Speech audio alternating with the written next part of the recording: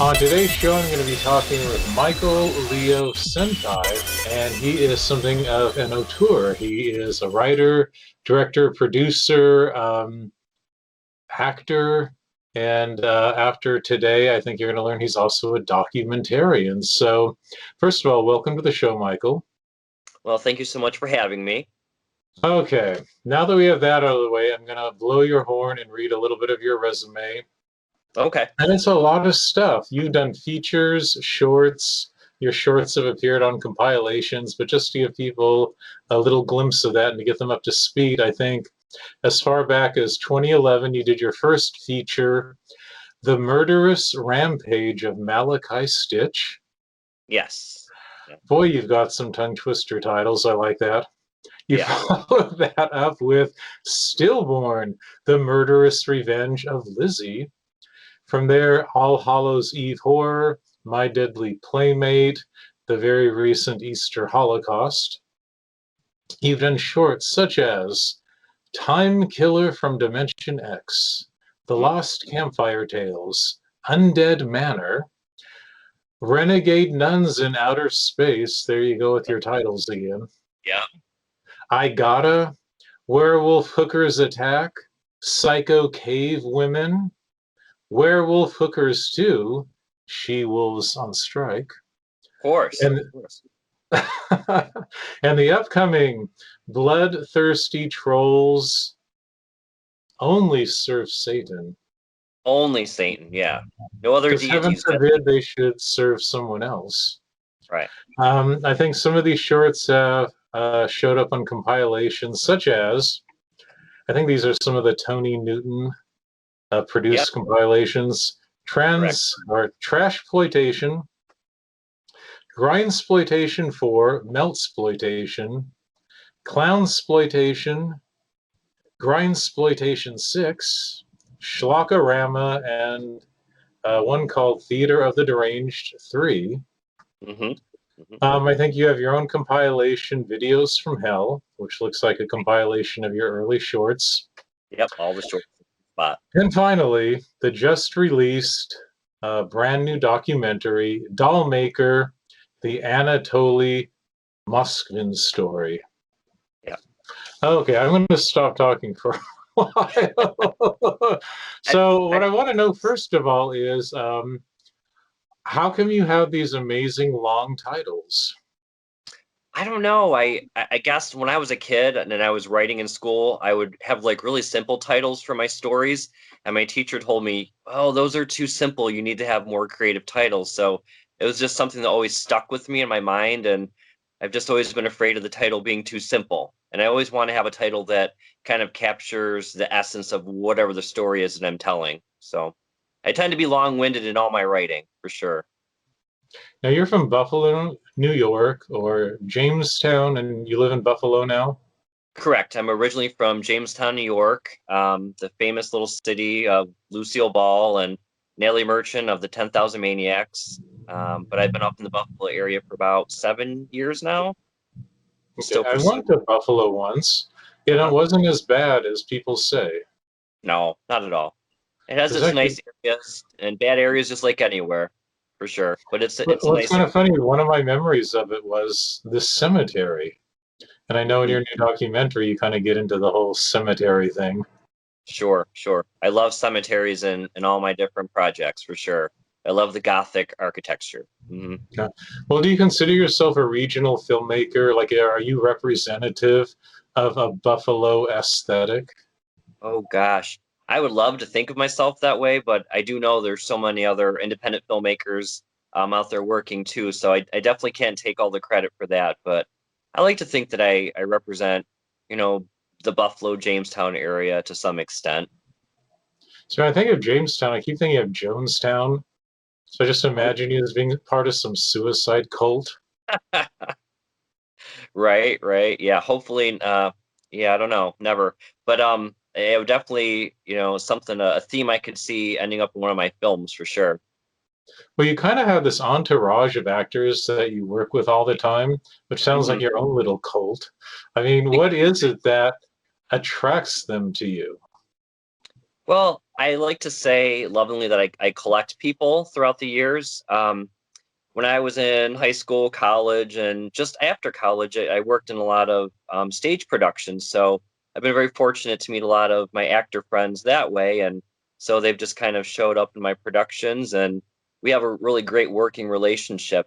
Everybody kind of brings something new to the table, their own talents. And being from a theater background, we all kind of collaborate. And you might be acting in a scene, but some of the folks they do the makeup, they do the costuming. Yeah, it's like as you said, it is kind of like a cult in a way. Everybody brings something and a little bit more. Well, you got the eyebrows for a cult leader. Thank you. The window is the eyes are the window to the soul, correct? So eyes are very important. Well, to be a cult leader, hopefully it's a deep, dark, empty soul. Yes, of course. Well, one thing I really want to get into today is you're kind of representative of the entrepreneurial filmmakers who are really embracing Amazon and getting your movies up there in a big way, along with Hollywood. And you're Hmm. also someone who wears a lot of hats. You're kind of the one man force that gets all these made. You're Sure. not waiting around for investors and Yep. people to give you permission. So I want No. to get into that a little bit later, but Okay. first, I, I I'm just really curious. Like when I first started making films, way longer before you did, we would make fun stuff on our video cameras, Right. and we never thought anyone would see them. And like you're doing your early stuff, and it's on Amazon Prime, Hmm. especially like your compilation video, Uh-huh. where you have like a lot of your early shorts. Yep. What's that like to show all your early stuff that maybe you didn't think anyone except for the people, your friends would see it? Definitely exciting. A little intimidating because, like you said, I mean, I have films on Amazon Prime that are right up against Hollywood productions, so it's a little intimidating sometimes, but it is exciting and it is to nice and satisfying to see the work finally out there. And it's really surprising too how many people actually will message me and share what their thoughts were about the productions, and mostly very positive, which is great, very encouraging, you know. Because a lot of times people, they do student work or, they do their early stuff and think, okay, I've learned from it. Sure. But they never show it. But I think the value of showing that is people can see more of your evolution. And it seems Yes. like all your early themes, it's still what interests you. You can tell right off the bat, you like playing multiple characters. Yes. You like doing drag. Yep, we have a drag edge in there, definitely. I was a drag edge. You like having your actors wear a lot of wigs. Yep. There's it's like the whole theater background kind of thrown in there, the very campy 80s over the top with a little dash of daytime drama in there. A little bit Right? of soap opera. Yep. Big And fan of that's David fun. And I think Watts. like the limiting part of Amazon is you have to put everything into a category. So the default is horror, Yeah. but I see your stuff as way more, comedy. You've got a lot of camp humor. Yes, for It sure. seems like people going into it, expecting Wrong Turn 5 or, Definitely. Halloween, they're going to Yep. actually, be kind of surprised because your stuff is more like, it's more like the scary movie version Right. of those movies.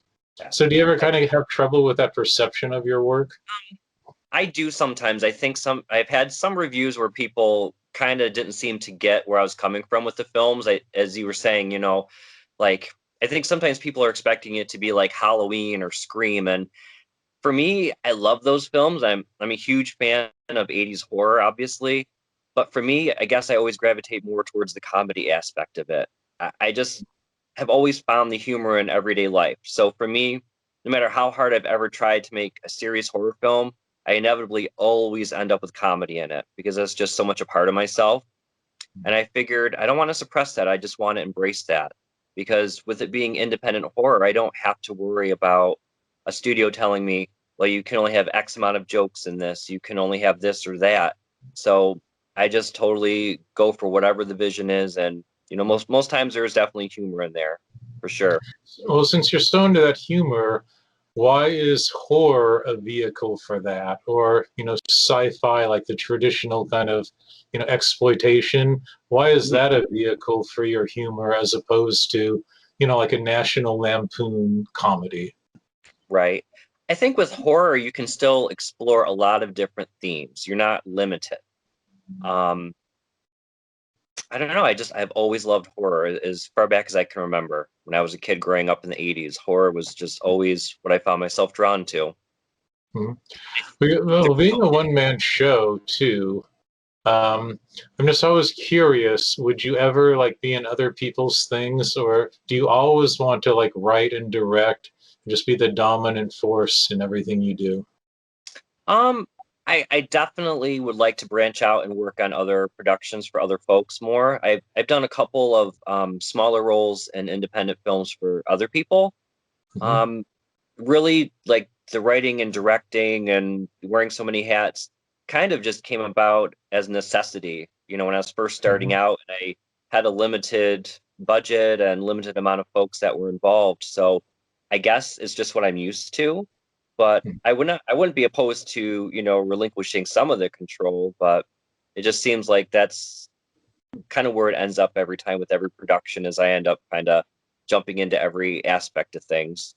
But I definitely love to give the actors and the crew as much creative control as possible, and I'm always welcoming of ideas. I'll never, I mean, I might say no to an idea, but I always tell anyone that's in a production, if you have an idea that's not in the script, tell me. 9 times out of 10, I might actually use it. I don't ever want to be somebody that's not approachable or have an ego and say, I know everything and this script is the be all end all. For me, a script is just a rough map of where we're going. I don't mind taking a detour here and there and adding something a little more to it. Do you allow your actors to improv? Yes, I love improvisation, which I guess that goes back to my theater roots as well. Some of the best scenes and best lines have been things that were improvised. And when Mhm. I'm selecting somebody for a role, I generally envision a certain person for it. So I know that they're going to embody and bring certain aspects of the character to life. I trust that in the person. So for me, the improvisation is just a natural um, development of the character for Mhm. sure. Well, I've watched some of your work, Oh and boy. it was only like this morning I realized actually some of your shorts you can watch on your Facebook page, which, by the way, your production company is called Glamboy Productions. Yes, With a name like Glamboy Productions, you kind of know what you're getting yourself into. sure. I would hope so. Fun. I mean, there's a sense of fun to your work. Right. And that even though you have blood and gore, you've got great wigs and Thank kind of you. witty, campy dialogue. So you just know it's going to be fun. Yeah.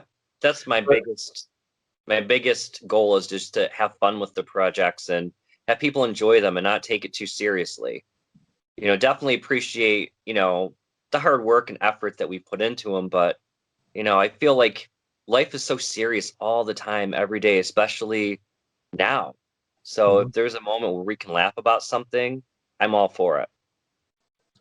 So I think one of the first ones I saw was actually the more recent Easter Holocaust, Oh gosh, thank you for watching that. Appreciate that. which it was kind of cool. Then I saw some earlier stuff, and the first thing that struck me was that seemed to be the one where you jumped quality wise, where it's like, oh Mhm. my goodness, this looks really good. Yes. Did you like get a new camera right before that? Yeah, invested in a new camera, a lot of new equipment, and just really took everything that we knew worked in the other productions and tried to carry that over into this latest one. So, what camera did you switch to? I have a Sony camera. It's a high def camera. Not the most expensive camera, but not the lowest end camera. Something kind of in the middle, because something that I really believe is you can have the most expensive equipment in the world, but if you don't know how to work with it or you don't have a creative vision, then it doesn't really help you. Hmm.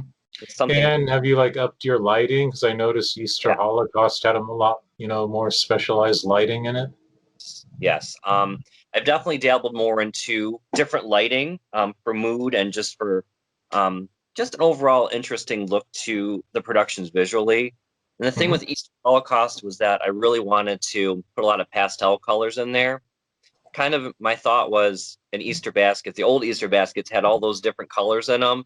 And I just kind of wanted to throw that in there visually, like, somebody ate an Easter basket full of candy and threw it up everywhere. That was kind of my feeling. Throwing up is a good analogy. Yeah. So, the other one I saw that was earlier that I kind of want to contrast it with was Stillborn, The Murderous Revenge of Lizzie, which was Hmm. that kind of a loose sequel to the murderous rampage of Malachi Stitch. It was. It was a very experimental film. I was working a lot, with green screen and just trying a lot of different effects out. And I just kind of wanted to do something that was just over the top and, everything plus the kitchen sink. Just threw as many things in there as possible. And you did get everything but the kitchen sink. I agree. And it's kind of funny because now when you've kind of leaped to Easter Holocaust, which looks more like a conventional, horror film, and Stillborn, which is almost like an art film because Yeah. the narrative is so, it's rapid fire and you just jump from scene to scene. But when you say green screen, oh my God, I mean, you have layer upon layer because I think in some scenes you play two or even three characters where, and I don't know Yeah. how you do it, that you record them separately on green screen and then layer them. I Layer mean, under. I think a lot of people who watch that, they don't realize just technically what you had to do to, sandwich those characters together. How did you do that? Just hours and hours of editing. Yeah. Just a lot And of how did you time. like even plan that out? Because it seems so off the cuff, but to do that, just to place on the camera so people aren't blocking each other and just, Right. I mean, how long did that take to make? Gosh, that film took probably about a year and a half to make from start to finish. But with all my productions, whether they're the feature length films or the short films, I storyboard everything shot for shot. I hand draw everything. Mhm. They're very cartoonish. I understand what they mean. They're not the best drawings, but every shot is drawn out. So I know exactly where I'm at whenever I'm filming. And it still leaves me room for, if we're on set and we have an idea for a different shot or something to add in, I can still add something in. And when I'm sitting down to edit, it's like a puzzle. I can just put it together, select each take from each shot that I wanted, and just assemble things and still be very creative, but always know where I'm at within the scene. It Well, saves you a do lot of some time. tricky. Well, you do some tricky things in Stillborn where I could tell, like, you had two characters. You're, I think, by the river. Mm, Then a third character comes who obviously was not on location. yeah, So it yeah, seems like right. was that like by design, or did that just save you because that actor couldn't be there on the set that day? A little bit of both. Sometimes there were scheduling issues, and then sometimes it was just a matter of how I planned out the scene. But I Mhm. definitely was still trying to work on and perfect the green screen in that movie for sure. So there's a lot of mistakes in that one, but at the time, I used the skills that I had and what I knew, and I've been able to apply them towards, further productions. And like I said earlier, I always want to show growth. And I'm not embarrassed or ashamed of any of the earlier films, even though that they are a lesser quality in some ways. I'm still proud of them because without working on those films, I wouldn't know what I know now, and I wouldn't be where I'm at now, I suppose, creatively. Well, there's tradition of campy horror. Hmm. I think of like Killer Clowns from Outer Space, just that One of my title. favorites. Yes, one of my favorites. And Mhm. I'm trying to think, what are the ones you grew up on, and to you, like, what are the best of that kind of campy horror comedy? Gosh, you named one of them right off the bat, Killer Clowns from Outer Space. I love things like Gremlins, the classic things. Um, I was a huge, and still am a huge Nightmare on Elm Street fan. And one of the first, I think it was the first horror film I ever saw was Nightmare on Elm Street 4, The Dream Master. I Hmm. loved the lighting. I loved the effects. And side note, I was fortunate enough to become friends with actress Tuesday Knight. She played Kristen in that film. And she also has the opening theme song in the movie. So she actually allowed me to use music in All Hallows Eve 4 for the end credits, which was really fantastic. And in the beginning of that film, we use an instrumental version of the Nightmare on Elm Street 4 opening music, which was like a fan dream come true for me to be able to have her involved in any aspect. Hmm. Um, and also, she is doing and has recorded a cameo for the film I'm going to begin shooting next month, which is Cool. great. She's a great person. So did you meet her like at a fan convention? Actually, just through Facebook over the years, just chatting back and forth and getting to know her. Uh, Um, do you yeah, do the conventions? Do you like have a table and have all your DVDs spread out for I sale? I don't. I have been to a few conventions. I have shown some of my films, but I haven't ventured into that too far. I'm usually just really busy working on the next project. Do you think you've built up the Michael Leo Centi brand enough that you could be like a featured guy at a horror convention? Maybe. I mean, it's always so hard to know. I see the numbers, and there's a good amount of numbers of streaming from Amazon Prime and Vimeo, and then some of the Roku streaming channels that have picked up the films. But it's always Mhm. really hard to know because you don't always get feedback from people. You'll see the numbers, but you don't know, how aware they are of your work. But isn't that weird?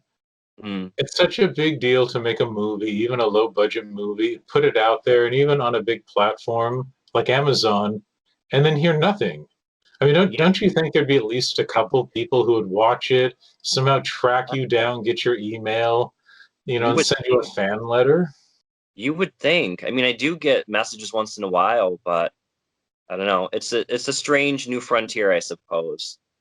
Definitely is. Well, you'll be on the map when someone tracks you down and says, "Oh, I referenced your movie in my college thesis." Right, right. Yeah, that would be fantastic. Definitely would. We're like, "Oh, you're on the syllabus for my film studies class." Right? That would be fantastic. Okay, let me see what else here. Okay, my Deadly Playmate, Twisted Little Tale. I think that's the one where Yes. this kind of put upon little girl is visited by a clown, and then Hmm. some Chucky-like doll enters her life. Right, right. Yeah, and there's a whole kind of cult aspect to that film and a little mommy dearest thrown in there for good measure, you know. And that was kind of fun because I always liked the original Chucky movie, and there's just something innately creepy about dolls. Yes. Yes. So, were you like a Chucky fan? Oh, for sure. Yeah, I've seen all the films, have all of them. Yeah, so I always knew I wanted to do something that was, Chucky-esque at some point. But in creating that film, I wanted to be sure that it was different. I didn't want it to be, a cookie cutter imitation of Chucky. I was sure to have a different approach with the doll.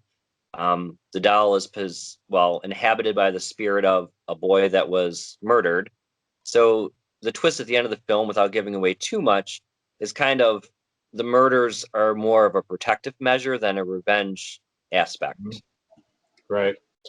Well, the doll thing seems to coincide with not just the title of, your documentary Dollmaker, which Yeah. turns out those weren't dolls, but I actually did watch that this morning. Dollmaker, the Anatoly Moskvin story, which was based upon a true life, not serial killer. At Nope. first, I thought this was going to be about some serial killer, but about this guy in Russia who dug up these graves Yeah. and took the bodies of these girls home and kind of created like a doll like little, I don't know, personal little museum in his home. Yeah. Yeah, I heard the story a few years ago, and it was just something that always stuck with me. And I originally thought of doing it as a film, an actual film, but then I got thinking about it more and more, and I thought, why not a documentary? It's something I have not hadn't done yet, and I had always thought about doing, and I've always been interested in true crime, and I grew up with the original Unsolved Mysteries, and so I wanted to do something kind of in the spirit of that. And with COVID, I had a lot of downtime, and the film that we're going to start working on has been on hold. So I thought, you know what, I'm going to actually sit down and do the research for um, Anatoly Moskvin and really delve into the history as much as I could. And I found I really wanted to do it as a documentary piece, and it was something I was able to um, work on solely myself without a cast or crew. So yeah. Well, what struck me about it is the tone was very serious. So Yes. unlike your other movies, it Yes. wasn't poking fun at it. It wasn't, Oh, funny one-liners. oh, And, you weren't dressed up as, Russian women in wigs and oh, but just I myself. think that but it still had, a part of you in it because you did introduce it and then at the end you kind of wrap it up. So it has your stamp on it. But do Mhm. you think this is part of your evolution showing, more serious side of you? I think so. I definitely would like to do more documentaries in the future. Maybe something, maybe on hauntings. I've always been, fascinated with the paranormal, obviously. Hmm. And I probably would venture into doing more true crime things as well. And I really would love to challenge myself and attempt to do, a very serious, maybe Scream-esque type horror film in the future.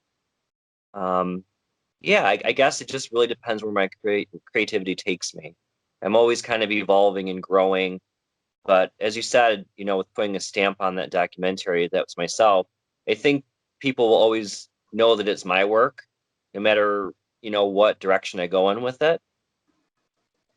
Well, if you do more true crime and you end up doing a Jean Benet Ramsey documentary, Gosh, yeah. I do hope you play both Jean Benet and her mother, Oh gosh, wow, that would be a trip, definitely. preferably in scenes together with your green screen technique.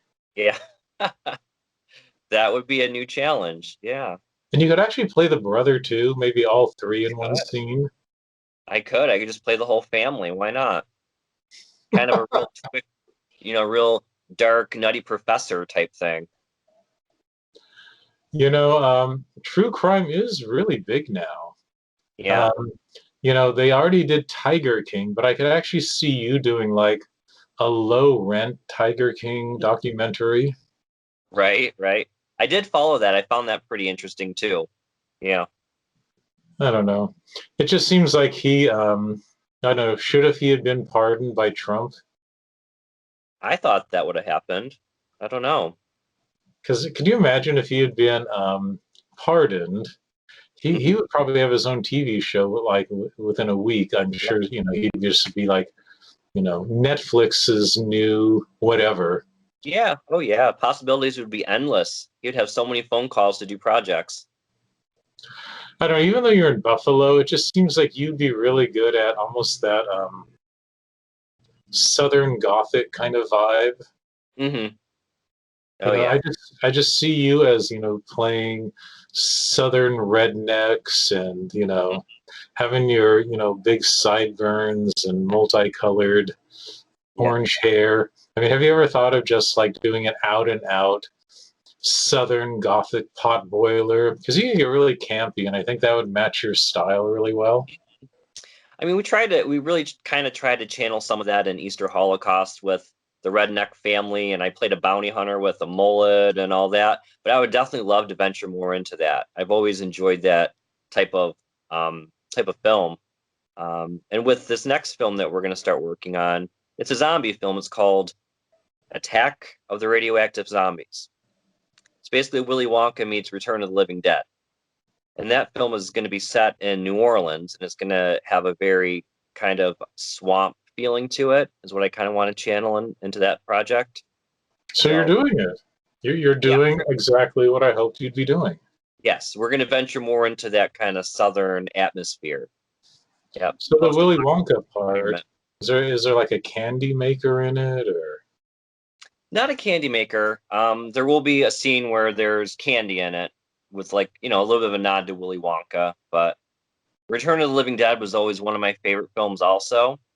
So I really wanted and always knew I wanted to do something full length with zombies. And this film's actually going to be based on the short film Undead Manor. It's going to be really a full version of that. And it's going to take Which I place. did enjoy. I actually Thank watched that this morning again, Yeah. which had very much elements of Night of the Living Dead, the people barricaded in a house, Right. and the threat at the door. And what I like about those style of movies is it usually throws together all these people who normally wouldn't associate with each other. Right. Because of this common threat, they all have to get along, but usually they blow up in each Yep. other's faces. And, Right. there's always some, inner turmoil that's, not letting them band together, and they have to like deal with their personal issues. hmm Yeah, it definitely leads to a lot of fun and colorful dialogue, which is definitely in this script for sure. But it seems like that's some of the funnest stuff to play. Like Mhm. in your Undead Manor, it seems like your actors had a lot of fun playing those scenes together. Yes. Yeah, that's one big thing when we're making films is that we want to have fun. Otherwise, there's no point in doing it. If we're not having fun, then there's no sense in even trying to do it. So I try to keep everything as fun and lighthearted as possible, but still have focus in what we're doing. What's your directing style, especially when you work with your actors? I try to keep things structured. I have an outline of how much time I feel that the scenes are going to take. I try to have everything as prepared as possible. But I really try to give them some creative control over their characters because I find that if they you know, have as much input as possible in their characters and they feel as free as possible, you're going to get the best performances. And as I said before, I select people for the roles really as I'm writing it. I have people in mind for it. So I really know what they're going to bring to the character. So I feel comfortable in letting them have that creative control. As long as we're hitting in the script and the story and the shots what really needs to be covered, I'm fine with people, bringing as much to it as they feel that they can. Well, since you worked with some of these people over and over and you've got this rapport with them, do you ever say, "Hey, Lisa, I'm working on a new script"? Isn't that one of your actresses? Yes. Yes. Lisa, "Hey, Lisa, I'm working on a new script. What kind of character do you want to play this time?" Do you ever say, "Hey, do you have a dream character," and then incorporate that into the script? Sometimes I do. A lot of times in production, in between filming, we talk a lot and they'll have ideas and I might not incorporate it into, the particular production we're working on that moment, but I file it away in the back of my head. And I don't always want to give people the same exact part every time. I try to Mhm. challenge everybody and give them something a little different so that, if you played a sheriff in one movie, you're not playing a sheriff in another, or you played a bimbo in one, you're not playing a bimbo in the other. Um, So you so could be like an astronaut nun in one, and then yeah, she could be a werewolf hooker in the next. exactly. We have to keep things varied up at least. But in working with everybody, I'm familiar with what their strengths are and what they need to work on, and I love seeing the growth in everybody. That's been always a fun part of it. To work with people that have never acted before, that's always a challenge. Versus working with So do people that you take a chance on newcomers? Do you like working I with do. people like that? Yep, I do. I definitely do. A lot of times I'll start out with, a smaller to medium role just to kind of give them, a feeling of what it's like. Because if someone's never acted before, let alone in front of a camera, it can be a little intimidating for sure. Mhm. Mhm. But Well, it seems like surprisingly, you give the women really big parts, yeah. and the men kind of get more of the supporting parts. Yeah, I suppose so. I don't think that was ever something I consciously have done, but it's kind of the way it's worked out. Unless Um, it's you. So, yeah, so unless it's unless you're playing the main guy. But yeah. it kind of seems like you're your own best star. Do you like always being the lead, or is that something you want to kind of share a little bit more? I really want to kind of get away from that more and more. With the earlier productions, it was kind of out of necessity as we were still kind of building up our acting troupe. And with filming the films myself, it's very hard to play a large role and then hand the camera over to somebody else and still direct. It's a lot to do. So I would rather get into just playing more cameo parts in it, just Mhm. show up with a wig on and deliver a few lines and then be gone than to try to carry a whole film. Not because I don't enjoy acting, I love acting, but it's really difficult to do everything plus act. Mhm. Now, how long does it normally take you to make one of your feature length? I would say from writing the script to actually, the film's done, complete, we're showing it, I would say probably a year and a half. Wow, it's a long time.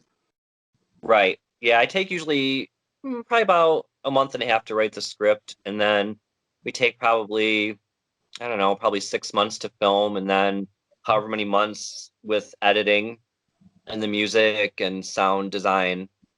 So Um, one thing people don't realize about like an indie film, obviously most people are working a 9 to 5 job. They're doing this on the side.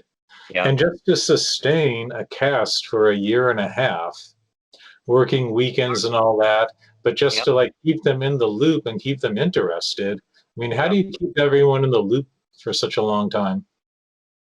Constantly checking in with everybody through Facebook, through texting. But that's one thing is that everyone that I work with, we're all friends too, and we know that we can depend on each other, and no one's ever just bailed on a production, which, knock on wood, I'm very thankful for. We never had anybody just say, I'm not doing this anymore. So that's been a huge blessing. And that's something too is I don't ever really hold auditions necessarily. I tend, as I said earlier, collect people. So some of the actors I work with, they might say, "Oh, I worked with so and so in a play or a musical.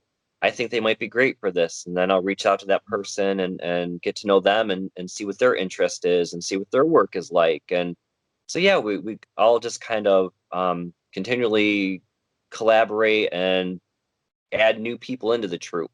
Some people have kind of stepped away because their lives have gone in different directions, but I always try if people want to be involved in a production, I try to get them in there somehow, whether it's a quick cameo or a death scene or something. Mhm. Um, but definitely, it's Well, challenging. actors too, when they say they want to move on to more, so-called mainstream work, Hmm. someone who does this type of work, they have to have that sense of humor and be proud of what it is. Yes. You ever come across an actor who like, oh, I want to move on to bigger production stuff, and oh, I want to play this, you know? Mhm. Sometimes actors, when they've been in a very low budget horror like this, they kind of act like they were like, low budget porn, and oh, I don't Right. want anyone to know I did this kind of thing. It Right. seems like your people, are proud of this, and even if They they are. move on, they will Mhm. always proudly say, I was in a Michael Leo Centi movie. You know what I mean? Yes. Yeah. Everyone, is fully committed and they enjoy what we're doing. And I've never been afraid of somebody moving on to a mainstream production and then never coming back. For me, if they do make it that far, that's fantastic. I would like to think that, they've learned some things from our productions and, you know, I root for them. That's fine. One of the actors that I've worked with for a number of years, he actually did some extra work on a program. I forget what the title is now. And he had to step away and we had to rework our schedule a little bit for filming. And I think he was afraid at first that, I'd be upset or something. I was like, no, by all means, if that came about, then go for it. Get yourself out there. Because my thought too is, help our productions as well. It's It's a Mhm. win-win for sure. Well, what's the best thing an actor's ever told you about working for you and being on your production? I would say, commonly that they've had a lot of fun. That's been the main thing, and that makes me feel very happy to know that it's never something that feels like a chore.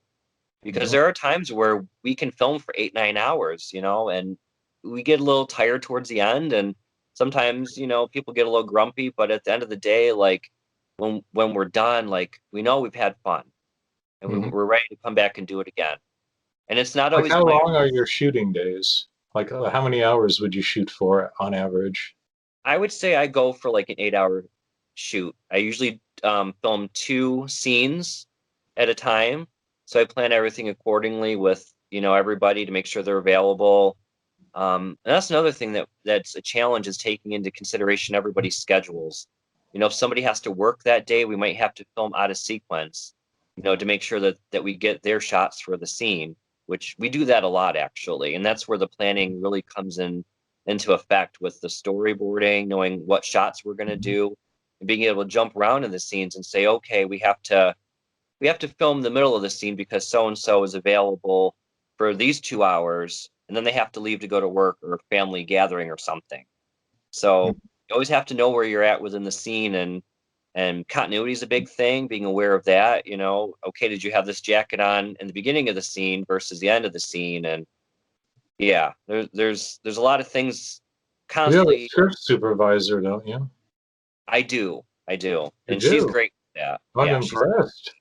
yeah, Does she's she one of take the actresses. Polaroids of each scene so when you come back, they'll know, oh, the hat was tilted this Yeah. way when. Yeah, she takes a lot of pictures, which is great. We, to refer to.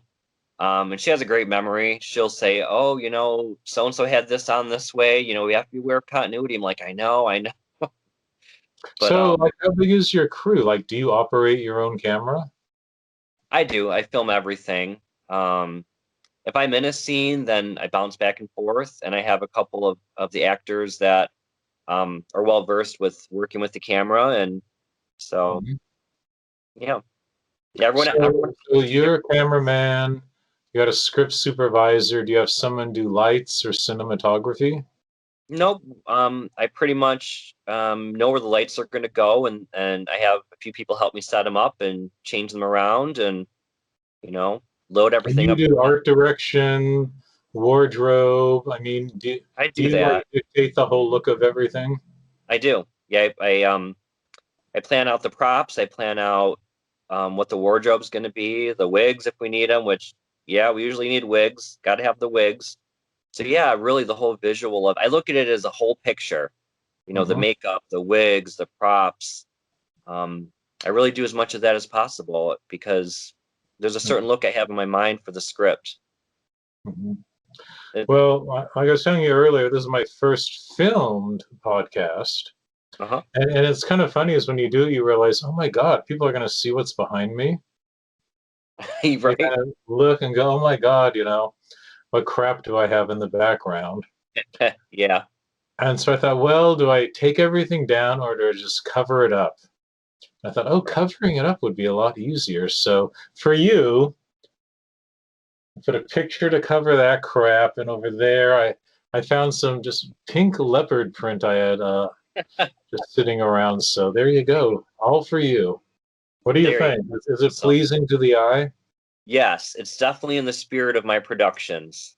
Yep. And a lot of times I'll look around the house and say, "Oh, okay, what can I need this type of furniture or I need this type of vase." I'm famous for things disappearing at home. My partner will say, "Oh, where did this picture go? Where did this vase go?" "Oh, you're filming." But you kind of have to do that. And do you ever like just rummage thrift stores to find props and Yes. costumes? Yes, that's my one of my favorite things to do is go to thrift stores. You can find the most unique things that way for very little. Where people give me things, it's all just what we can find and put together. Well, I was curious when you just said people give you things. I'm Mm-hmm. flashing back to the 90s when I used to do some productions. And I just remember one day looking in my apartment And people would leave all this crap. Like when you shoot, they would bring stuff. But sometimes they'd bring like alternate, oh, I brought a couple outfits, tell me, what looks good. Hmm. And for some reason, they would always leave stuff behind. I remember Yeah, one day seeing this pile of coats and shoes, and not just that, but hairspray and yeah, curling irons. And I remember at one point, I just had like 4 curling irons in my apartment that right, people had just left. And I thought, how could there be 4 of them? I right. think I remember at one point then when people would come to my apartment, I said, "Look at that pile there. If you take whatever you want, take something." I'd Yeah, make people take curling irons when they left. yeah. Do you just accumulate crap? Do you just have a big I pile do. of junk I, that people leave? I do. I have so much stuff that I've gotten myself, and like as you said, with productions, it seems like people are always giving me stuff. Oh, here's a skirt. I bought it for this production. I don't need it. You can use it. Here's a wig. So I have like, bins of different clothes for different things, and a bin full of wigs and stuff of makeup, and yeah, I have a whole area in my finished basement of just everything. Do you ever So get like a prop or something? You think this is so cool? I have to write this into a scene. yes, I definitely do. So Yes, what did you write into a scene? turn into a scene. Um, Trying to Like, think. did someone give you a bunny head and you said, "Oh, I've got to make a killer rabbit movie"?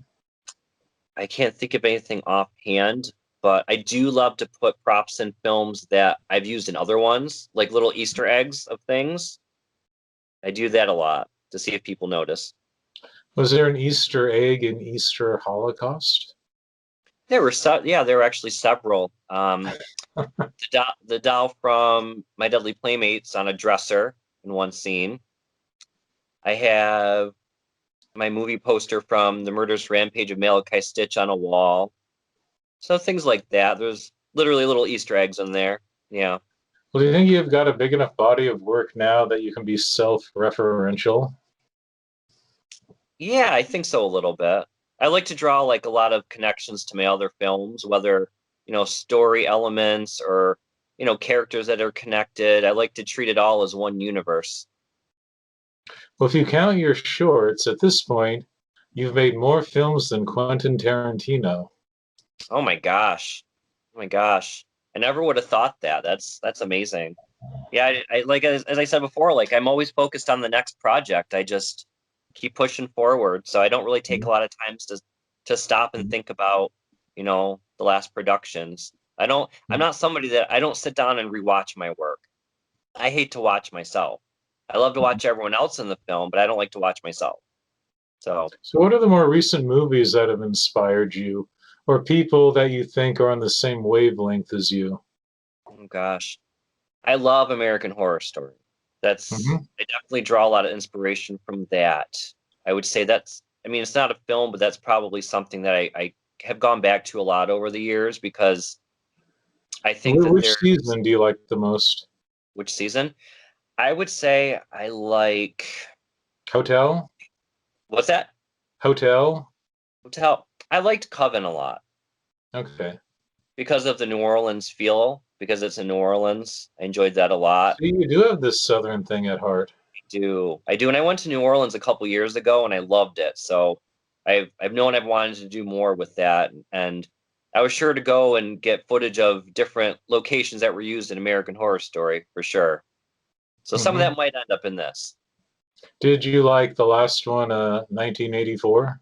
I did. It was so different than the other seasons, and it took place in the '80s, which is perfect. I love the '80s, favorite genre of horror. So yeah, perfect. I loved it. What do you think of this whole, eternal love of 80s slasher movies, which, there's no end in sight. People just still loving it, Yeah. paying homage to it in so many new movies.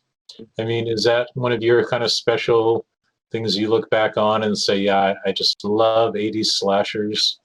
Yes, definitely. I'm a child of the '80s, so it's what I grew I up mean, with. I'm assuming you're young, but like at what age did you like see your first slasher? You probably saw a lot of these 80s slashers, not when they first came out, but well after the fact. I mean, how Right. old are you?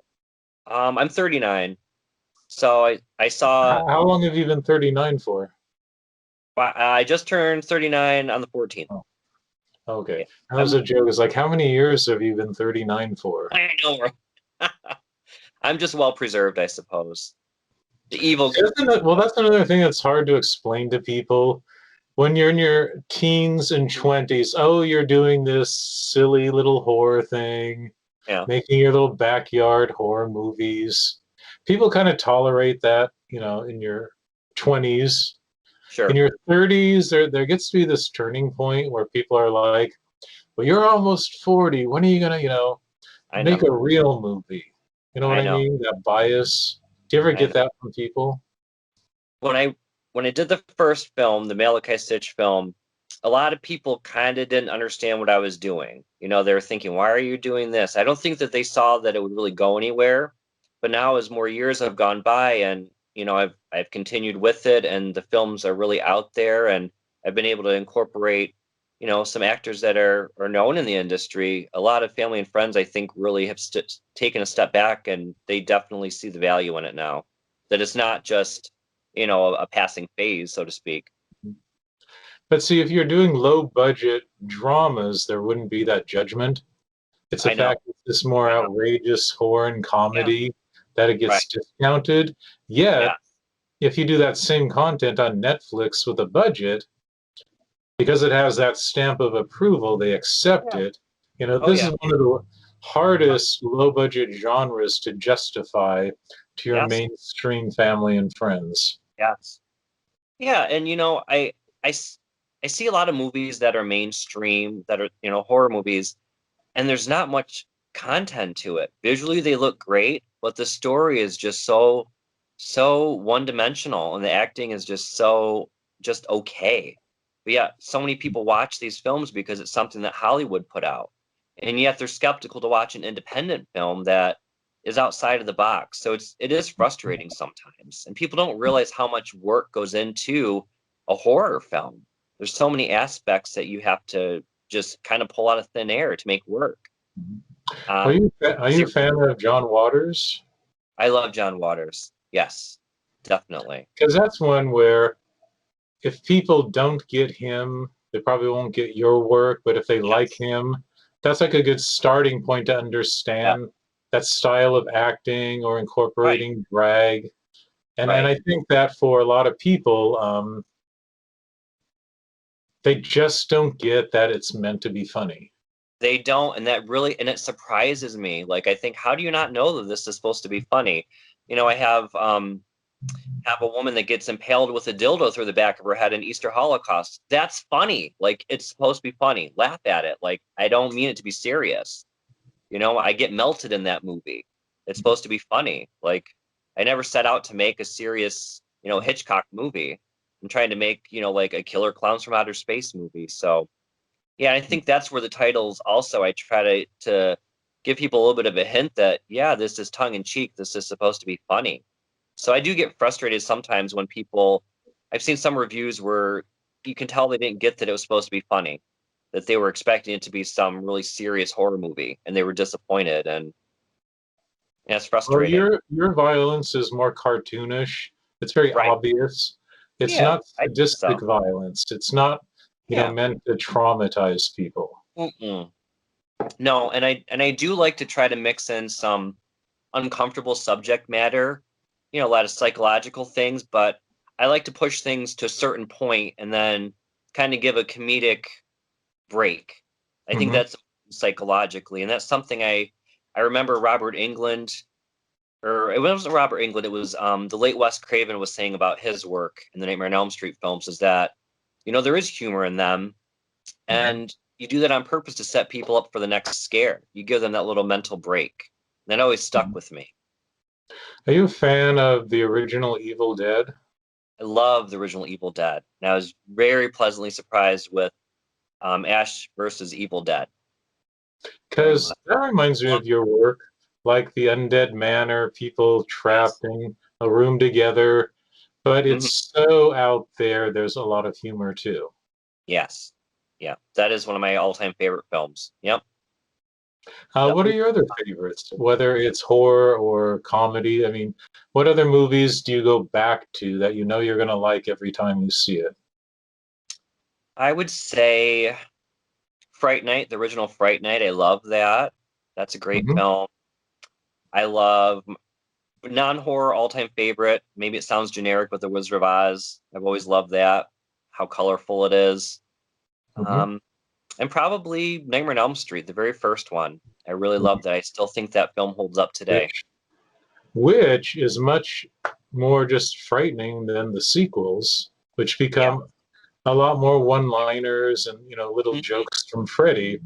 The Right. first one, that was scary. Oh yeah, for sure. I remember, like I said, I watched the first or watched part four first, and then backtracked, and I was really kind of shocked when I saw the first one. I think I was like 12 or something. It really kind of scared me. So Because I yeah, saw the first one in the theater when it came out, wow, and it's just so fun to have been able to see that in a theater. Because a lot of yeah, people discover these on home video first, right, but then to be in a theater where people they're hiding behind their popcorn. The big yeah, scare happens, they scream, then they hmm start yelling at the screen and they yell at Freddy as if he would hear them. right, And I think right. people miss out on that. Have you ever had a good experience in a theater where it was like interactive during a horror movie? Yeah, I think this is going back some time.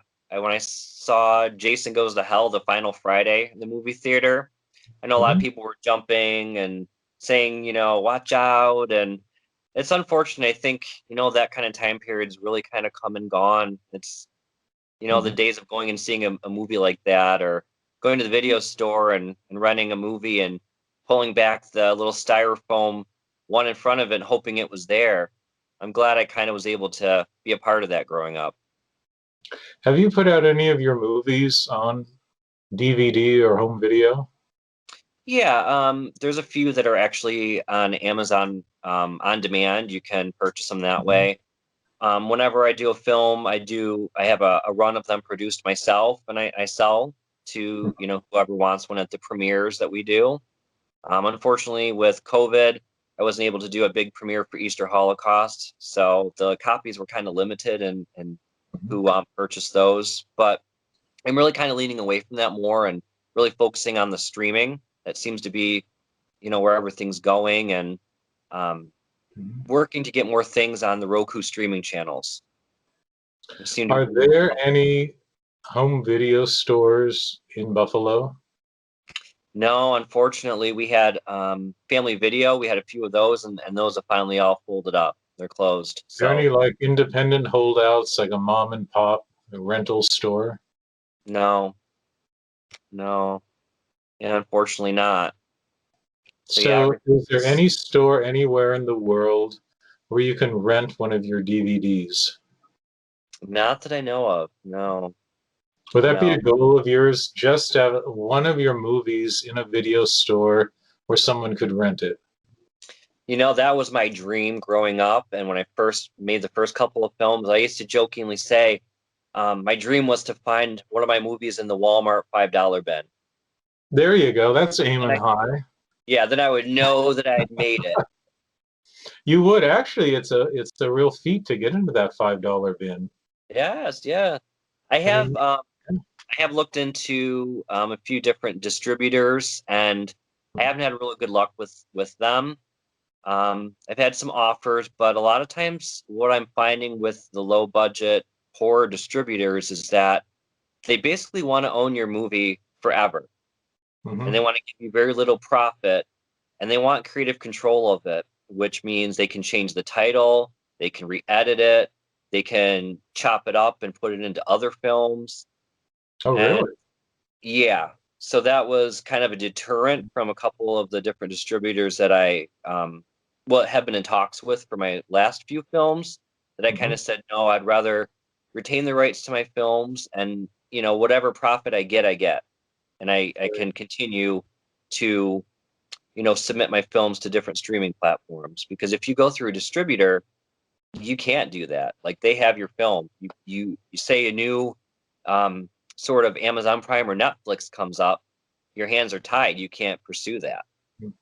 Now you've got your own Vimeo page where people can actually rent and buy your movies.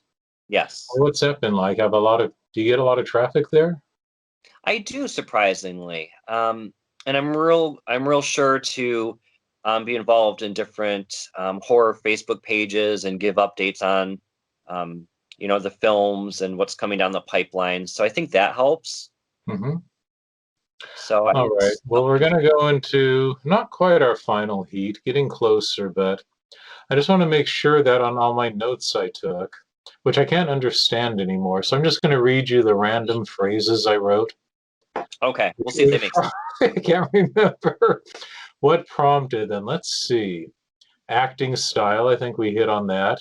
Your writing process, Mm, layering characters, wigs, green screen, yeah. ensemble cast. Yes. I think we covered most of that, but basically, I really especially wanted to know your writing process because to me, in my mind, I'm thinking, okay, you pick this crazy title and then say, okay, I have to write a script that matches, Stillborn, the murderous revenge of Lizzie. I mean, the script practically writes itself after that. Right. Believe it or not, I usually write the script first and then come up with the title. Ah, Yeah, to do it the opposite. But a lot of times I have like a core idea in my mind for a story, and then I sit down and I start thinking about, what have I done, what haven't I done story wise in other films, and what would I like to try to do. And I start writing down kind of the outline of the story where I want it to start, the middle, and the end. And then I work on the different elements that I want to incorporate into the script. And in that way, I challenge myself to get as much of the creative elements in there that I can and make it work. Um, so in Stillborn, mhm, you used a technique where you start out on a talk show and your character has bookend, written a book and then it kind of yeah, flashes back to the events from the book, the mhm, real life events, and then at the end I think it goes back to the talk show. yeah, So you use that as a framing device. yeah. I Like like that to do was things kind of like interesting. Did you decide to do it that way from the start, or did you write the main movie and then decide to add the framing device at the end? no, I set out to have it that way, to have like the bookends to it. Hmm. Another device that I I kind of tend to go back to, and I'm trying to force myself not to as much, are flashbacks. I love to do flashbacks, but I've been trying to challenge myself to get away from that a little bit more. Hmm. Well, one production thing in Stillborn on the talk show, and this is again why I think people have to have a sense of humor because it borders on the absurd. It's Mhm. like a TV talk show, you've got your, I wouldn't say Oprah, maybe more like a Sally Jesse Raphael kind of talk show. Yes. And it's so obviously like in a school auditorium or a lunchroom or Yeah. something on Yeah. stage, and then the studio audience is so obviously in a school lunchroom or an auditorium Yeah. thing. Yeah. But then what really got me was when the camera goes up and then, your handwritten sign for the talk Right. show. Oh my It's God, crazy. that was Yeah. low budget. Yes. Yeah. We Did, went did you for. mean that kind of ironically? I did. I wanted to just look as silly as possible. Yeah. Because that was the whole tone of the movie. Like I knew everything was going to be silly in it, so it's like just go for it. I wanted it to be obvious right from the beginning that this wasn't meant to be a serious film, and that's But do you kind of think the in some joy. ways, if you know you can't duplicate it perfectly, is it Mhm. almost better just to go as lo-fi as possible? Yeah, depending on what the film is. Like if I feel like I there's no way I can get close to a certain effect or certain look, I'll step back. Like I know that more now when to kind of pull back and Hmm. scale things down a little bit and find a different way to still get the same idea across. But if it's something that's really over the top and absurd, then I just go for it. I figure, that's part of the charm of a movie like Stillborn that's so low budget is that you can kind of get away with things, mistakes, anything. It's all in fun. I mean, you have a baby that crawls back into its mother's womb. Right, right. And what I I mean, love after about that that, is you write awesome. that, and Yeah, then you're on set and you think, oh my God, how am I gonna film this? Right. Yeah, it's a challenge. It's a Do challenge. you ever write something and you have no idea how you're gonna pull it off? Yeah, sometimes I do. And I just tell myself, I'll figure it out and make it work once we get into filming, and I just keep going. Because when I'm in the writing process, I'm just focused on the story. And I tell myself we'll make it work. I've always jokingly said on my tombstone someday, the phrase just make it work will be on there. Just make it work. That's like my big phrase all the time when we're working. Because I thought we've it'd be had something more like you'd write on your tombstone, "Don't dig me up." I don't know if there's a way to resurrect me, maybe, and they could do it in a way that was Or stylish. Sure, and a good or wig. If my hair's gone, give me a good wig. or what did the guy do in the Dollmaker documentary? He thought that if he slept on the grave, he could kind of communicate with the dead person. Yeah, that they would be kind of like speaking to him to ask him to take them home with him.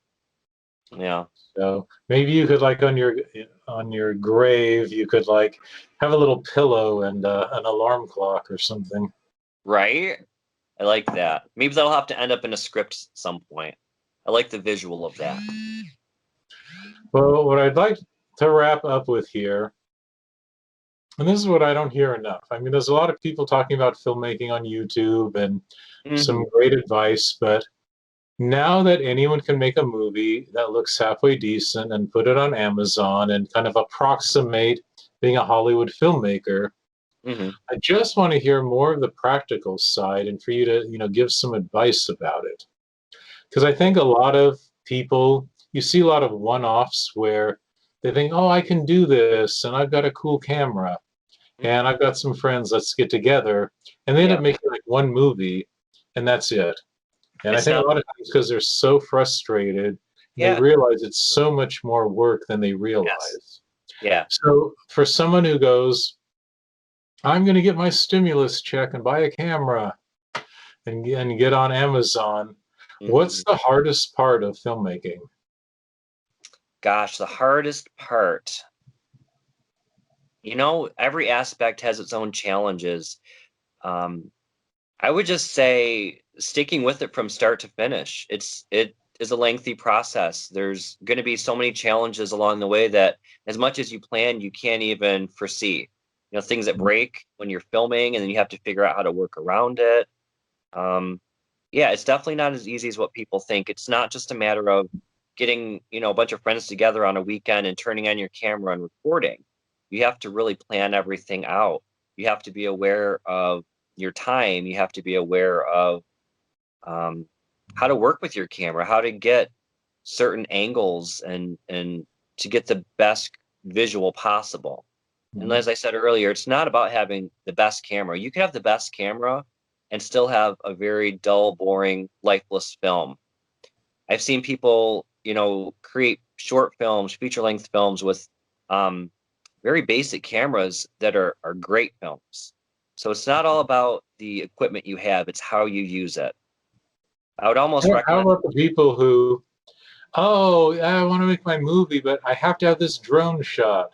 I can't do No, it without the drone." And they're just so caught up in they have to have, the they're missing new the point. technical thing. Yeah, they're missing the point of what the whole process is about. If you don't have access to a drone, how can you? It's like how could you create a similar feeling in the film and still get the message across? There's always a way that you can get the vision completed. But don't you secretly dream of a drone shot? I do. I do. I thought about that before, maybe working one in somehow, but I just What does haven't it take? Well, what jumped does in. it take for you to justify investing in new equipment? How much I'm gonna use it, I suppose, just being aware of really how often I would use it. Yeah. Because I Yep. know, like we were saying before, Easter Holocaust, you made a jump up to new equipment. How Yeah. long did you anticipate, or was it just that, oh, this new camera came out, the prices have dropped? What motivated that? Just the more I got into the streaming aspect of things and really looking at other films that were coming out, I just knew I wanted a little more of a professional look to the films. I wanted to make sure that that wasn't something that would continually hold the films back, was the lesser quality camera. Mhm. So, and then Well, no, do you think in the past people have discounted your content because of the format you shot on? I think sometimes there is a little bit of that to it. You know, people will think, oh, it's not a Hollywood film, therefore it can't possibly be good. And I really don't think that's true. I really don't. I kind of secretly like it when someone goes into a movie expecting Hollywood, then they see Yeah, this low budget DSLR, and it yeah. just, for some people, it just really disturbs them. They You can't can't get handle it. past that.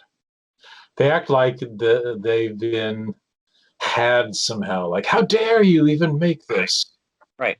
But it's like look at all the older films that people still say are just works of art still. The original Texas Chainsaw Massacre. You know, the camera they used back then is nothing compared to what we have now, but still Mhm. that's a fantastic film. But if you Wasn't made that that shot on 16 millimeter film? right, Yeah. right. So even a low budget camera we have now is still better quality than that.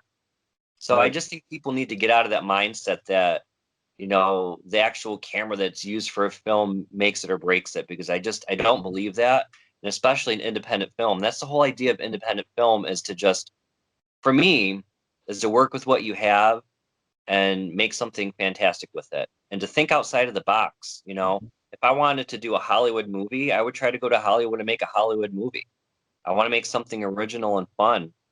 So But that's that's another good point.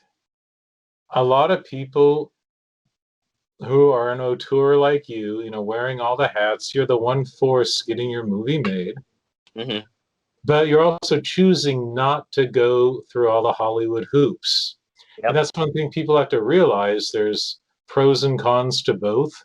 yeah, Because you could go to Hollywood, start on the bottom rung, and try to work your way up as a production assistant or whatever. right, right, And that's okay. yeah, And I think we still have to appreciate the people who have done that. Because for that's a big sure, definitely. sacrifice to be at Hollywood's mercy Oh, and for take sure, years and years to work your way up. But yes, the flip side is a beginning filmmaker can't get that same production value as a one man band. right, I mean, right. are you hyper aware of that, the limitations? I am, yeah, for sure, And yeah, do you ever get disillusioned and think, yeah, I know it's just, you know, me doing most of these things, but yeah, I would like to approach this quality. Do you ever think, yeah. okay, am I at the point where I'm ready to bring, you know, a director of photography on board or to have a separate person operating the camera? Or do you think, no, part of who I am is still wearing all those hats? You know, in the beginning, and even maybe a few years ago, I used to think it'd be great to have somebody to wear the other hats. But now, as time goes by, I really have come to value and appreciate the eclectic appeal of the filmmaking process. You know, of everyone just coming together and bringing their energy and their talents. I think we just get something really unique that way, and I don't think we would have the same experience. And for me, it's as independent as I could think a production could be, and I've kind of more embraced it for sure. So And you do you like the word auteur, meaning you have such a dominant influence on all the aspects of your films? yeah, I definitely appreciate, you know, somebody knowing that it's my film right away just by the style. Hmm. Um, I don't ever want to be overly controlling in a production. That's not something I ever want to do.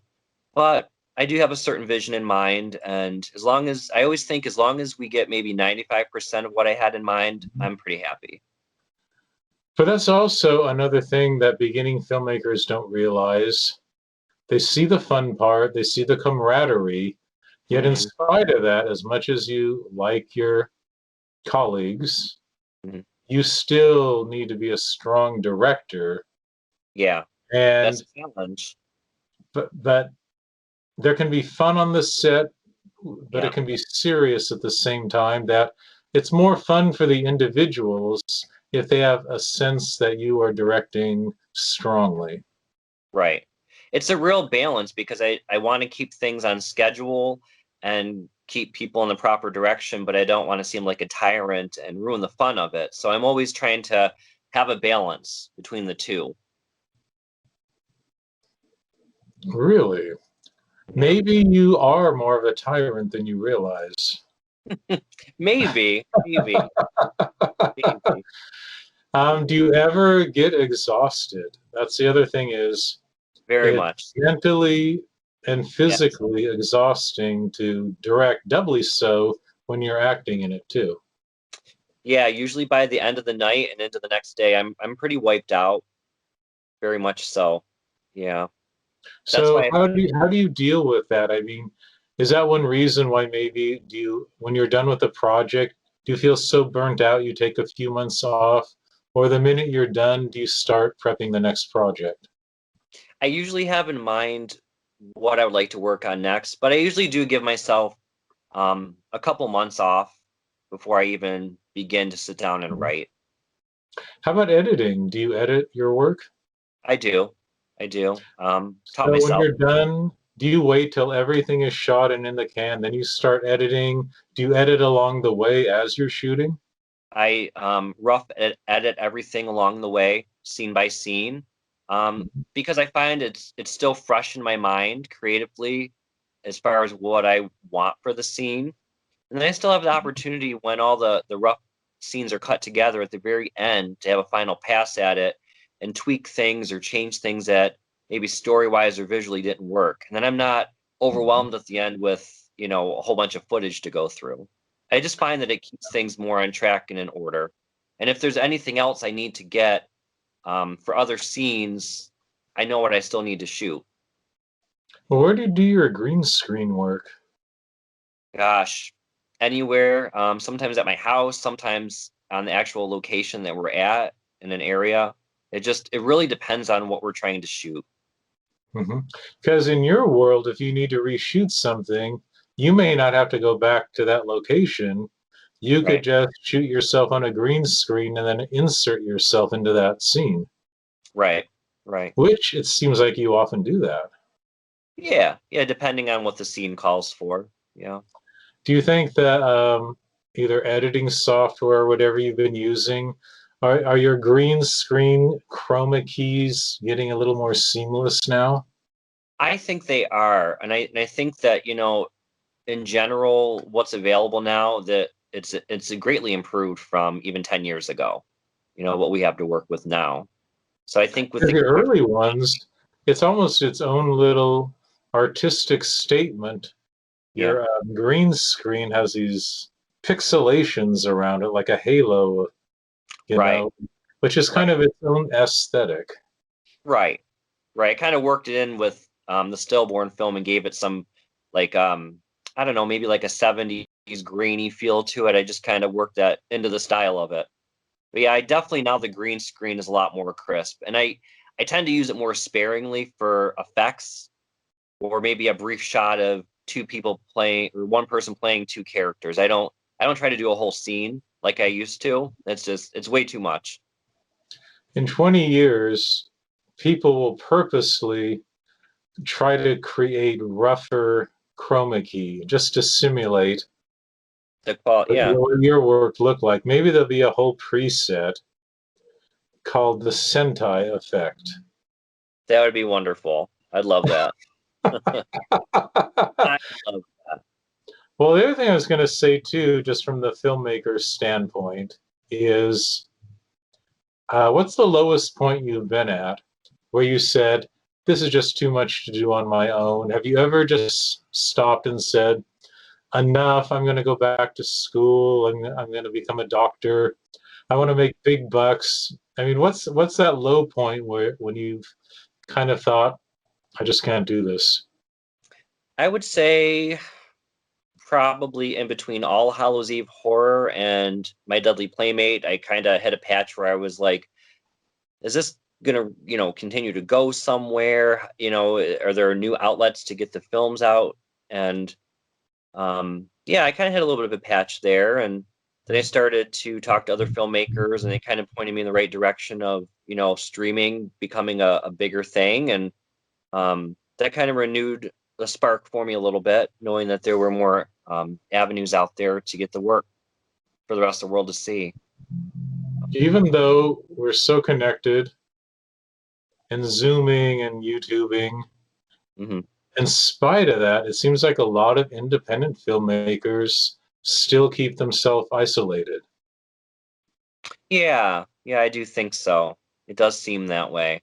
Do you think it's I, harder for you too because you're not just an indie filmmaker or not just a horror, but mhm. you are one with a campy, fun sensibility, and that even within like the horror world, there's such a it can be such a seriousness. Like I want to make the next The Witch, or I want to make the next whatever the new gripping horror movie is, Yeah. or I just have this minimum production value that defines someone who's at your budget, at your aesthetic. Is it harder for you to find a colleague that you can talk to that really gets your work? It definitely is. I do sometimes kind of feel like a little bit of an outsider in the independent horror world because what I do, it kind of is in its own genre. It's not, necessarily the over the top, really violent, gory horror that a lot of people seem to lean toward. Um, so it is. I would love to work with other filmmakers more, and I have worked with a few. Um, but I do notice what it seems like with independent horror films, at least.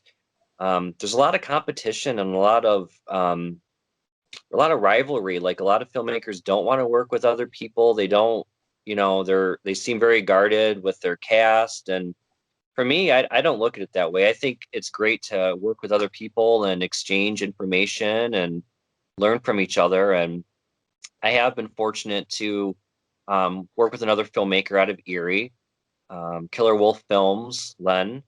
He he's a great filmmaker. His horror is more like action horror, where mine Hmm. is like campy comedy horror. So we're not really competing with each other, I suppose. Hmm. We still have a lot of things in common, I think, with the way we create films, the process. So yeah, there's been some exchange that way, and I've been able to incorporate some of his actors into my work and vice versa. Do you have trusted colleagues where you would show them a rough edit of your projects and get their Yeah, feedback? yeah, I definitely would. Yeah. And do you enjoy getting feedback? I do. I really do. I'm a big believer in constructive criticism as long as it's coming from a point of, being constructive. If it's just to Mhm. be mean or bitchy, then no. But if it's honest and constructive, then yeah. I mean, if it's something that could help me continue to grow and do better, then by all means, I welcome it. Just like ideas on the set. Because a tough thing, because people said, oh, with the internet, we can share. Mm, But there's a big drawback to sharing randomly. It's like I think you yeah. have to try really hard to you have to curate your colleagues, Yes. first of all, so that they're in the same wavelength. I see people, they post a link on Reddit on a filmmakers group and say, hey, I want some feedback on this project. And it's like, Mhm. oh my God, they're just throwing them to the sharks. Yeah, yeah, people can be so just cruel just to do it. I've seen that Mhm. kind of stuff. Even on some of the different Facebook horror pages, and I think, what's the point? Just because you can say something doesn't mean you need to or should, Right. you know. And I think for a first time filmmaker, especially before they built up their confidence, that could stop a lot of people, their first film. They might just say, I just can't do this. Yeah. So, Oh, I've what's heard your the exact advice same to people? How do you develop a thick skin without losing, some of your creative sensitivity? I would just say it's really important to know yourself and to realize that, you know, even Hollywood films, they get a lot of negative reviews and people say awful things about films that are, billion-dollar, million-dollar movies. So you really can't take any of that to heart. And everybody has an Mhm. opinion. Um, and I've honestly seen movies that I know are great films have people say awful things about them. So I've just learned not Mhm. to really pay attention to that and just focus on what I'm doing. And Mhm. at the end of the day, if I'm able to create something that I enjoyed creating, that the people I worked with enjoyed creating, and it was really pretty much the vision that I had in mind, then that's good enough for me. And hopefully somebody will enjoy it. You know what gets me too, as much as people, dissing work, some people overpraise work that Yeah, I don't that's like, which right. again, but that also shows us that we all have such different, perspectives. But for Sure. some reason, I just hate it when everyone loves a big Hollywood movie that I watch it and I think there's just nothing original or there's just no singular creative vision in that movie. Right. And maybe that's why I like a low budget, maybe a little more rough around the edges movie. But if there's a singular vision behind it, I will Hmm. excuse so much more of the technical part. Right. Yeah. That's always kind of I been mean, my I mean, feeling too. I mean, you hate it when people, well, see, I hate even to bring this up because people get so, possessive of their favorite movies. But I can think of a couple in particular. They're IMDb's, top 10 of all time, and I look through those, and there's some I like, and I can see why people like them. But it's almost like the minute it becomes a franchise, Yeah. I think people's critical skills go out the window I because then think it so. becomes like this religion of loving this. Yeah. Yep. No, I agree. I I agree. mean, is there any like one movie that you just hate that people love it? Oh gosh. There must be, there really must be. I can't think of anything off the top of my head, but I know that there are times where somebody thinks a movie is fantastic and I watch it and I just don't see what they see. And I don't know if people are just saying they think it's a great movie because everyone else said it was. The power of suggestion. I don't know. Because as an artist, we also have to know what we don't like as much as what we do like.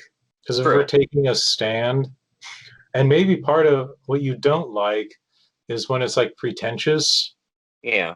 we have to keep that part of ourself sharp to think, you know, what you consider pandering, by a filmmaker. And maybe it's just, those Hollywood committees that want to check off every box and say, oh, this was popular in this movie, Yeah. got to include that. Yeah.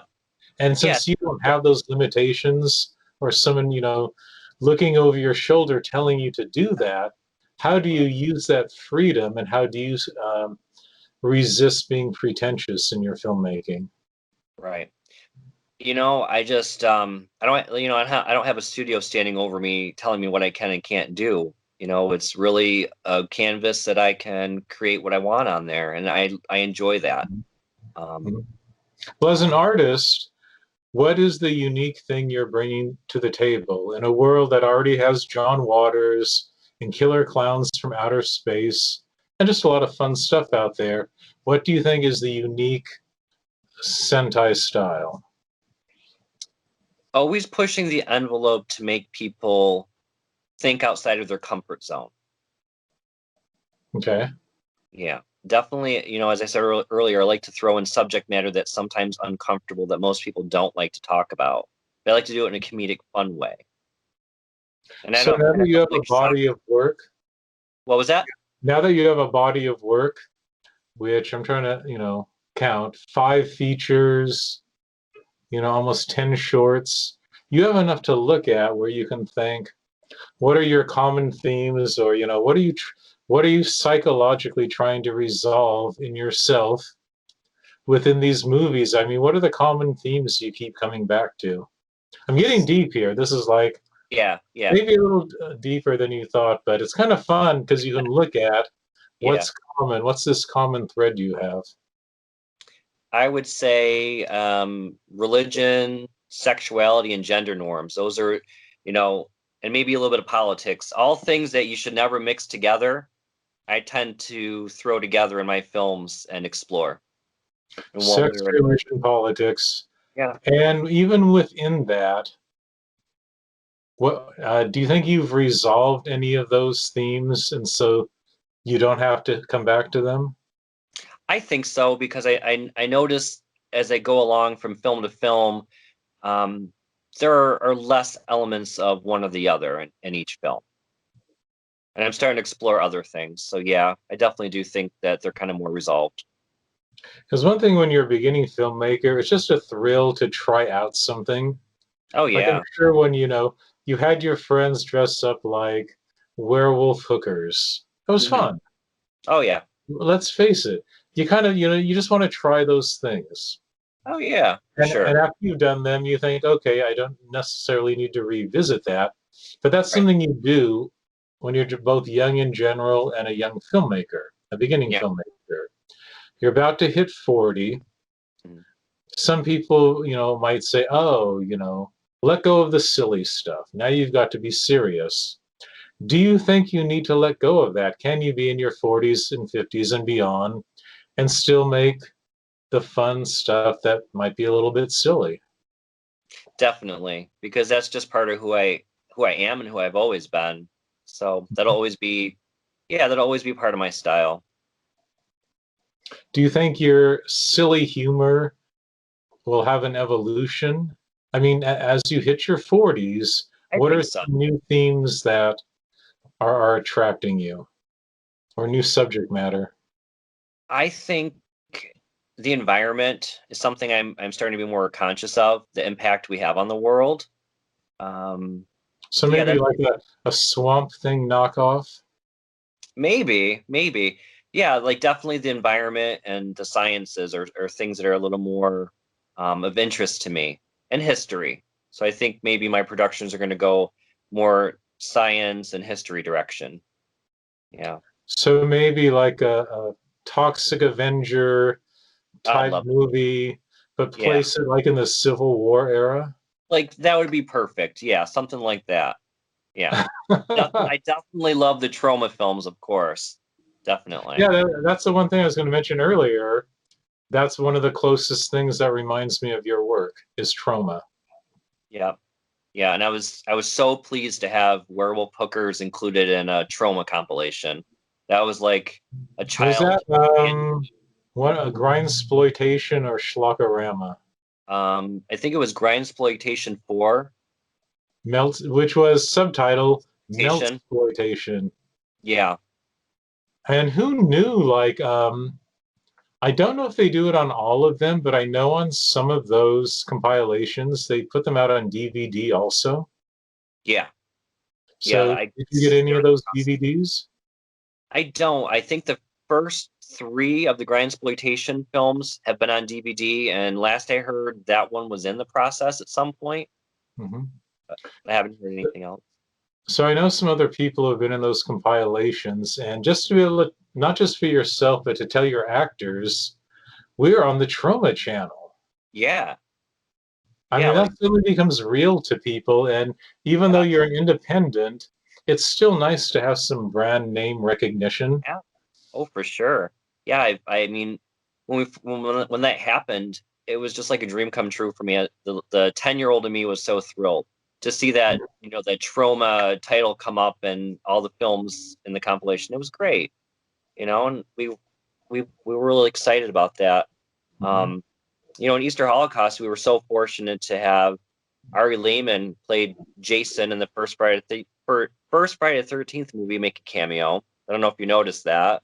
He was on the TV set, Yeah, yeah, which was pretty clever. That was a way to film a star for a day, yeah, not have to schedule it around other actors, yeah, and still be a presence there. right. Yeah, that wasn't an original scene in the script. That was just kind of thrown together to have him involved. So, And how did you make that happen? I actually met him at a concert. He's in a group called First Jason. It's like a little independent music group that he has, and I went to that and I met him, and then I later talked to him on Facebook, and he said that he'd be interested in, doing a cameo in our little film. So I was pretty thrilled. And when he was done, well, what was his impression of acting for you? Um, I didn't really get a real direct response from him, so I'm Because not it was really. more like one on one. Yeah, kind of. Yeah. So were you kind of hoping that like you could treat your stable of actors to a celebrity? Like were you hoping that you could have Yeah. maybe mixed him with your other actors? Yeah, yeah. I mean, definitely to kind of encourage them little bit more to say, look, we're kind of growing still, and we've got this actor involved, and yeah, it was exciting. Then we had Charity Raymer. She did a little cameo in there. She played Bella Black on Days of Our Lives, so that was fun. Just the style of acting for you. Yeah, It seems like exactly. that would be a dream for you to do a cameo on a soap opera. Oh, I would love it. I would love it so much to be on Days of Our Lives. I would. I would. That's another thing is people don't realize, and especially with camp comedy, is there's a whole soap opera style of acting. Yeah, And it's so often used as a put down. Oh, it this is. movie, the acting was so soap opera. But for people who love that, you want to do that. You want to have that kind of theatricality. Right, right. I've always enjoyed it, and I think that daytime drama and horror go well hand in hand, and I don't think you see a lot of that. So maybe that is something that I would think my films might be remembered for. Is that kind of a Are you vibe? like a Dark Shadows fan? Love Dark Shadows. Yes, I recently, well, a few years ago, I bought the whole collection and watched it from start to finish. The whole And thing? what's that? The whole thing? The whole thing from the very first episode in black and white until the last color episode. It came in a giant coffin Oh my God. box. Yeah, That's dedication. That's a lot of hours of watching. yeah. But it hit every note. The crazy colors, the gothic themes, the over the top acting, everything I love. The wigs. The wigs, yeah. And that show, they had so many bloopers in it, so many effects that didn't go right. And for me, it's like that's still hailed as such a cult classic, Hmm. you know? Well, do you think that American Horror Story is the closest we have to something like that now? I think so. I think Hmm. so. I think it's a very modern, definitely darker take on something like that. For Hmm. sure. For Well, sure. another thing that American Horror Story has done is it's not only kind of revitalized horror for television, which is, traditionally kind of tricky to pull off as Hmm. opposed to a full-length movie. Right. When something's episodic and choppy, it's harder to build up that suspense. Yeah. But what American Horror Stories seem to do is bring back what we loved, especially from like the 70s. These big, beautiful horror movies with cinematography and Right. art direction, kind of like the Italian horror movies of the 70s. Yes. Yeah. So, and it seems like for you, Glamboy Productions, you must just love it when glamour and just Oh, this high art direction meets horror. do. I do. I love it. I love it. I recently saw Suspira for the first time. It was on my list of movies to see for years and years, and I loved it. I loved it. Is, I loved is that the East Coast pronunciation? Yeah, right. I mean, Love it. AKA Suspiria. Suspiria. Yeah, I always say, yeah, I've heard it both, but yeah, over this way we say Suspira. But I Now, the was thing so, about when you first discover that in Italian horror, can you remember when you first discovered those? yeah, just I was really taken back by the style of cinematography. Hmm. And I love the fact that Joan Bennett was in it from Dark Shadows. That like blew my mind. She was fantastic in that. See, that's the one thing with the remake, Hmm. which I didn't totally hate it. I mean, I liked it for what it was. To Yeah. me, it never had a Joan Bennett moment. Oh, that's unfortunate. Did you see the remake? I didn't know.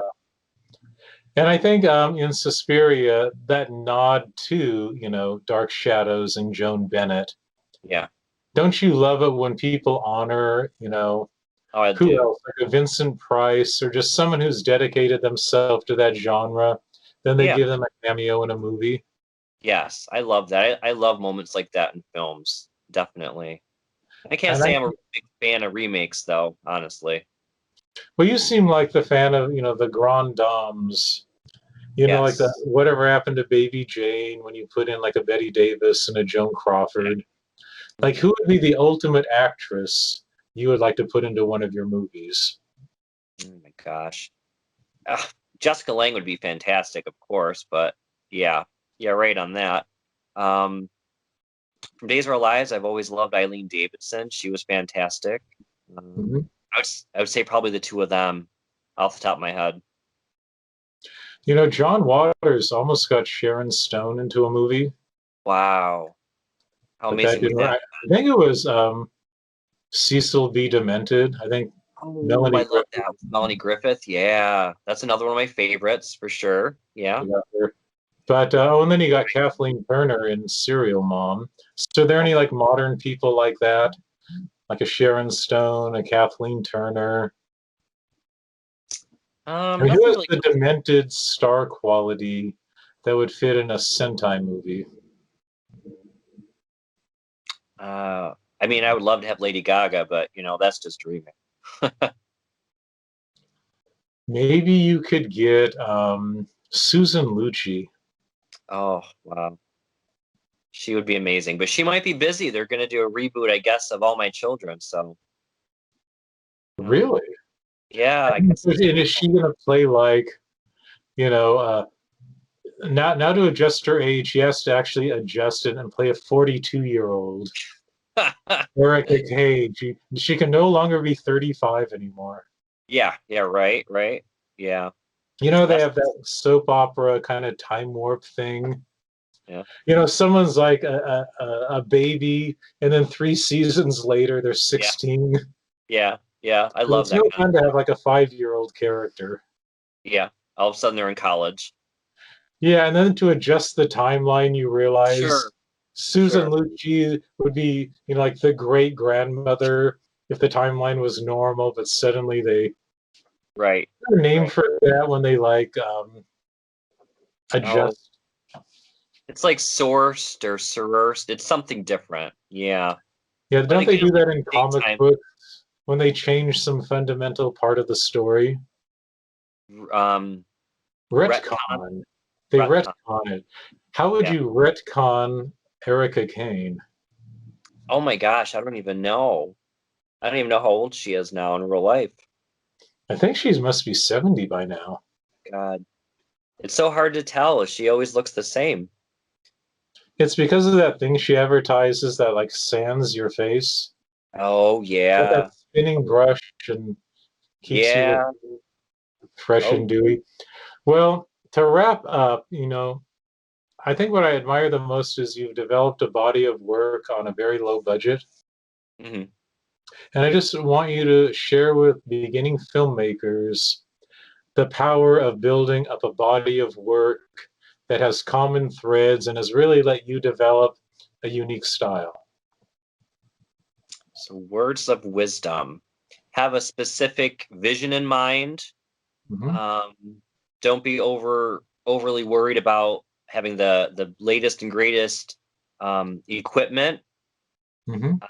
Have a strong story. I mean, having a really strong story and dedicated actors is really essential because you can have a film that looks great, but if it's lacking in content, subject matter, then there's really no point to it.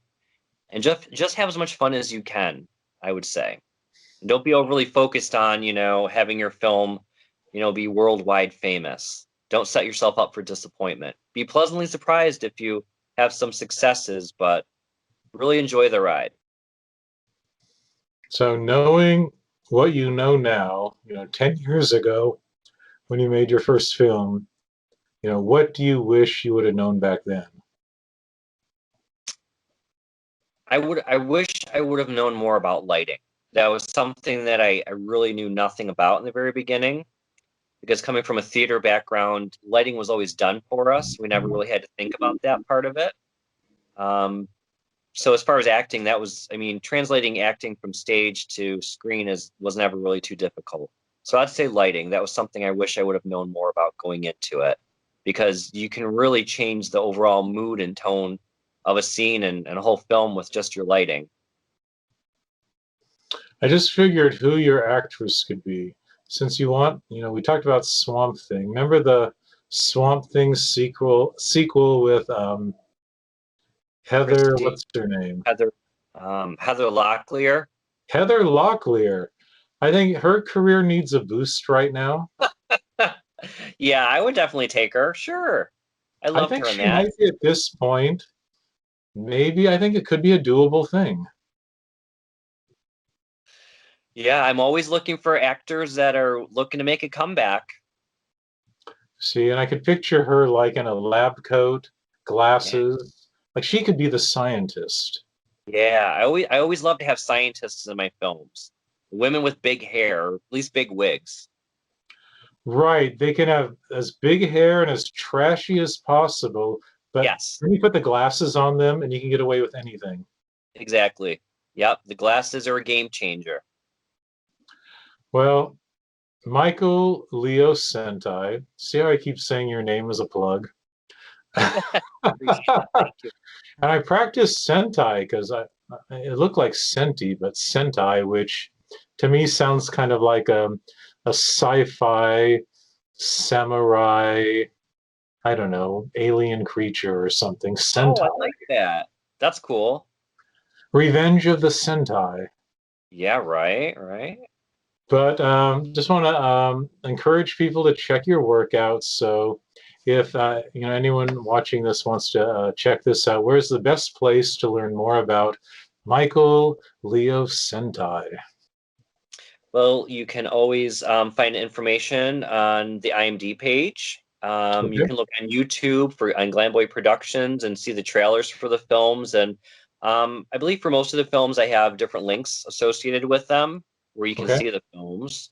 Our Facebook page, that's probably the best way to contact directly, would be the Glamboy Productions page on Facebook.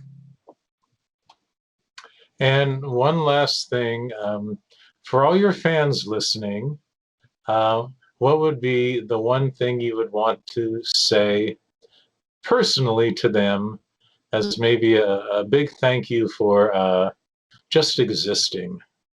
Oh gosh. Just thank you if you ever take the time to sit down and watch one of our crazy over the top productions. Just knowing that somebody is watching it and enjoying it is fantastic. All right. Well, thank you so much. And your next movie, I'm expecting big things and at least one drone shot. Okay, I will try to incorporate that in there.